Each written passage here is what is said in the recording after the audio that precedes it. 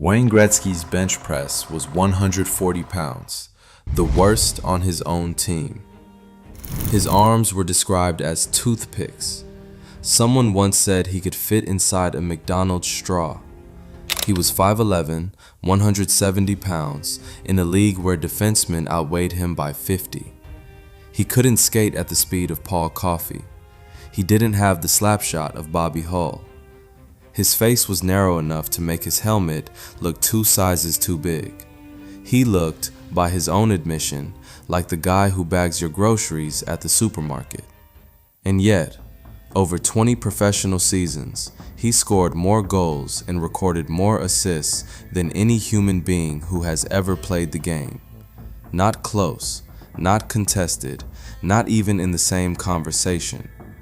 Not because he was born with something others weren't, but because a telephone repairman in Brantford, Ontario, had figured out how to install a different kind of operating system in a 4-year-old's brain. It started with a backyard sprinkler. Walter Gretzky had chronic headaches, ulcers, and a ringing in his ears that never stopped. He stayed up drinking coffee every night until 3 in the morning, even though he had to be at work by 8. He drove the same blue Chevrolet station wagon for years, ran each one past 200,000 miles, and called every single one of them the Blue Goose. And he had a son who would not come inside. Wayne was addicted to the ice. He dragged his father to the park every day and refused to leave until bedtime. So Walter did something the neighbors thought was insane.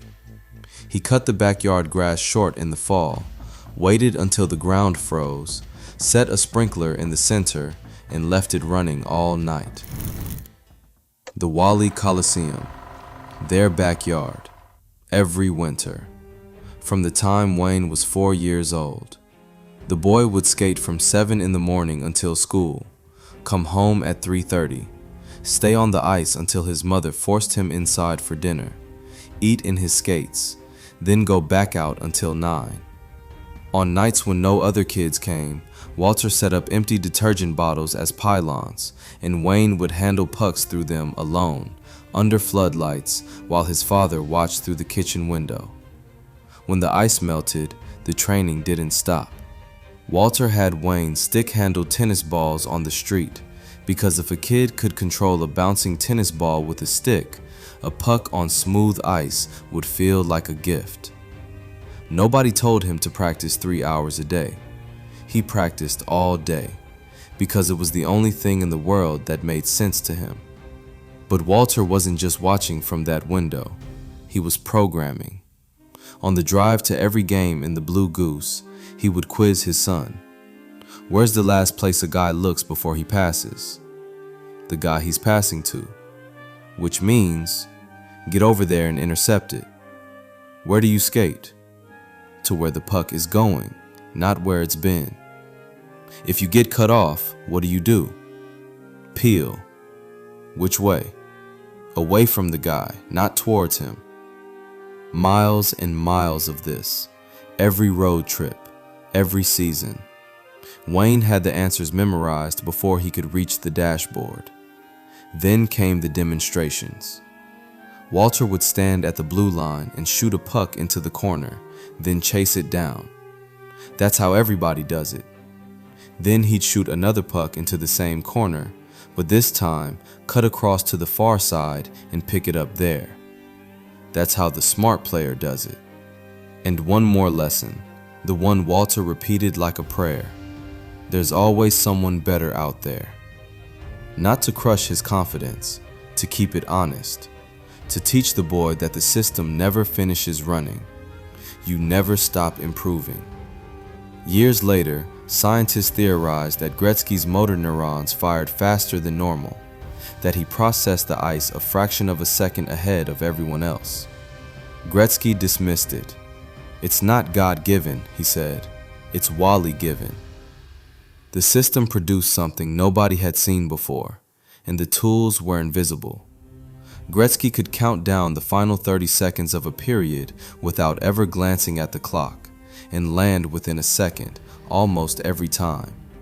He tracked every player on the ice through quick peripheral glances at the color of their pants. He once admitted that when the Islanders wore the same color as the Oilers, he lost track of them entirely.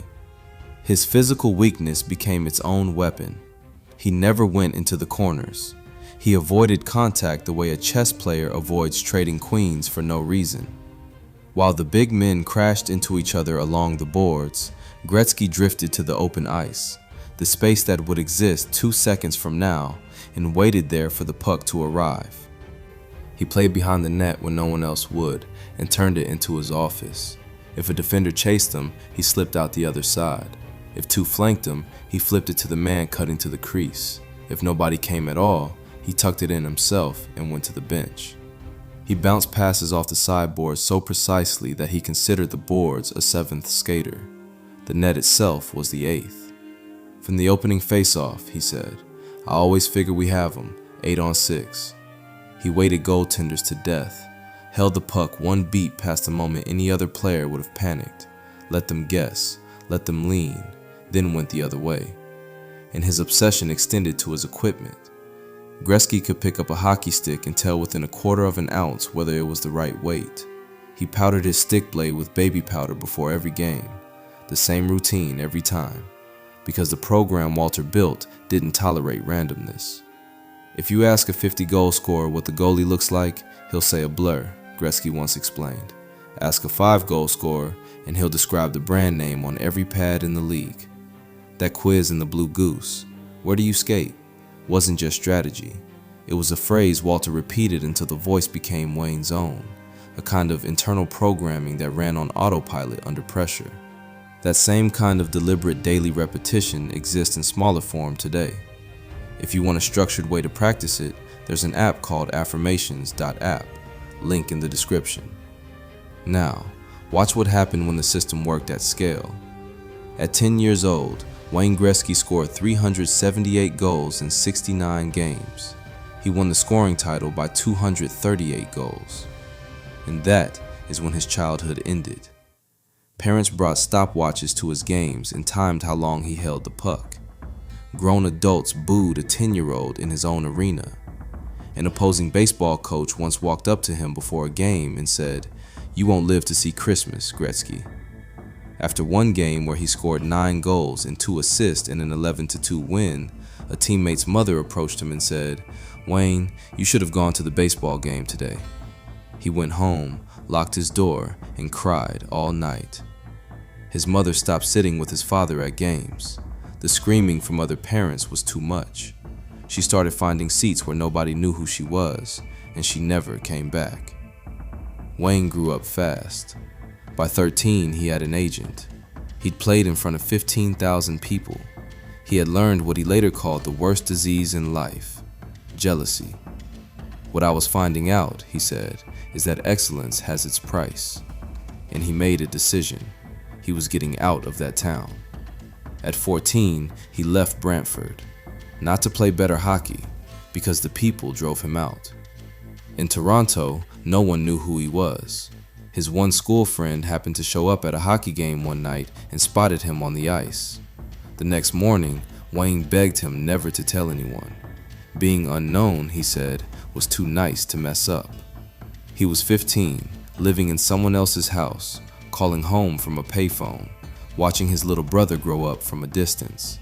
From the day he left Brantford until deep into his professional career, he made it home for Christmas exactly twice. The people who said he'd be washed up by 12 kept saying it. 14 next, then 15, then 16. Every year a new prediction. It became a good luck charm in the family.